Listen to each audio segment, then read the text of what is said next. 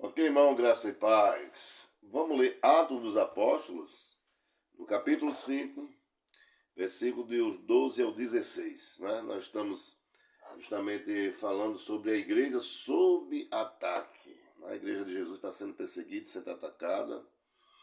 E vamos ver o que é que Atos ele registra aqui no Atos 5, 12 ao 16. Aí, aqui ele vai exatamente, irmãos, mostrar a cada um de nós a manifestação do poder de Deus por meio da igreja. A igreja sofre ataque e é justamente por meio da igreja que o poder de Deus se revela. Olha que maravilha aí. Atos, vamos ler? 12, 5, 12 ao 16, assim: muitos sinais e prodígios eram feitos entre o povo pelas mãos dos apóstolos. E costumavam todos reunir-se de comum acordo no pórtico de Salomão. Então, o que aconteceu? Muitos dos restantes, ninguém ousava juntar-se a eles, porém o povo lhe tributava grande admiração. Olha para aí, o povo admirava, né, a posição da igreja, querido. Então, veja só, e crescia mais e mais a multidão dos crentes, tanto homens como mulheres, agregado ao Senhor, a ponto de levar os enfermos até pelas ruas e os colocarem sobre os leitos e macas, para que, ao passar Pedro, ao menos a sua sombra se projetasse em algum deles.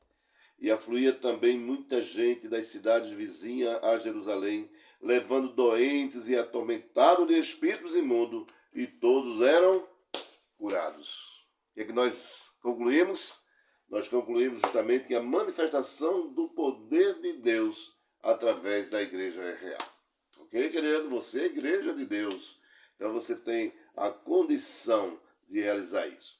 Então o que é que a gente pode aprender? Que diante da perseguição, a igreja reunida clamou a Deus rogando intrepidez para pregar. Mesmo na perseguição, eles queriam ousadia para pregar a palavra.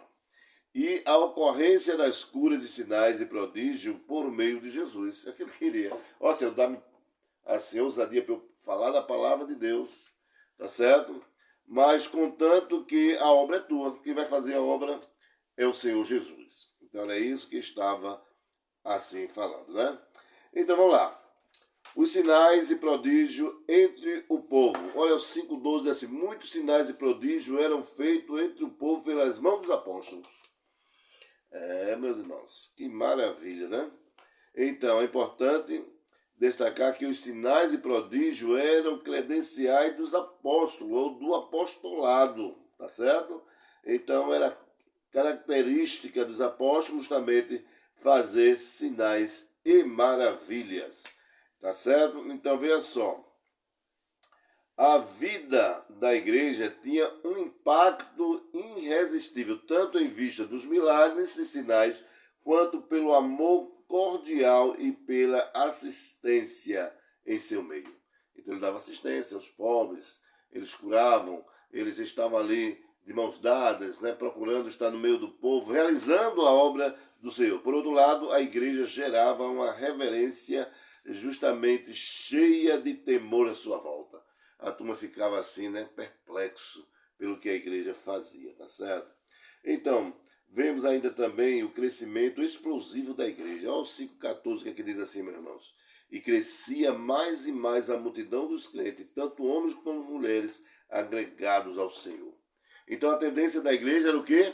Crescer, porque pregava a palavra com ousadia.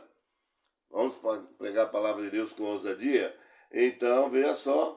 Então, a vida tinha esse pacto irresistível em vista dos milagres e sinais, quanto pelo amor cordial e pela assistência do seu meio. Crescimento explosivo da igreja. Olha aí, versículo 14 diz assim: crescia mais e mais a multidão dos crentes, tanto homens como as mulheres, e agregaram ao Senhor. É isso aí, quando a gente está no centro da vontade, querido, quando a gente está com intrepidez, vivendo a palavra e pregando a palavra, o Senhor acrescenta aqueles que hão de ser salvos. Você sabia disso? Então era o que acontecia, explodia os números das pessoas, né? Então tinha cura extraordinária. Olha aqui, veja só, o versículo 15 e o 16 diz assim, né? A ponto de levar os enfermos até pelas ruas e os colocarem sobre leitos e maca, para que ao passar Pedro, ao menos a sua sombra se projetasse na algum deles. Veja que poder, irmão, né? Tá lá Pedro passando, a turma ia, pegava pelas ruas, macas, pessoas enfermas, endemoniadas, então pelo menos projetava passar pela sombra de Pedro, para que Pedro assim pudesse curar as pessoas, né? Então Pedro é poderosamente usado por Jesus, tanto para pregar com intrepidez, como para realizar curas e prodígios. Então, era Jesus que fazia isso na vida de Pedro, ok, irmãos? E nós vemos assim essas curas extraordinárias. Então, ainda podemos ver sobre a perseguição implacável à igreja. Nós vemos aqui o ministério da cura dos apóstolos provocou o segundo ataque por parte das autoridades. As autoridades ficavam furiosas quando viram realmente os discípulos, apóstolos, fazendo os milagres e curando as pessoas. Então, da mesma forma que a cura milagrosa do coxo provocou o primeiro, os líderes religiosos não se dobraram diante das evidências do poder de Deus. Em vez de ele ficar contente em ver que aquelas pessoas estão sendo libertas e curadas, eles ficaram com mais raiva ainda e começou o quê? A perseguir mais ainda os apóstolos. Aí o que é que vem com isso? A prisão dos apóstolos. Então, os sacerdotes do partido dos saduceus é que lideraram a decisão de matar Jesus e prosseguir e perseguir os apóstolos.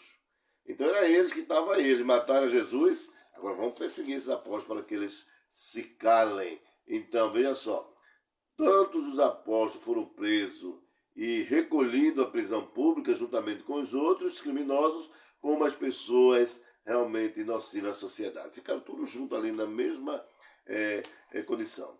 Então, sacerdotes e seus aliados, tomados de inveja, pensavam que podiam estancar o fluxo da obra de Deus com ameaças. Não é?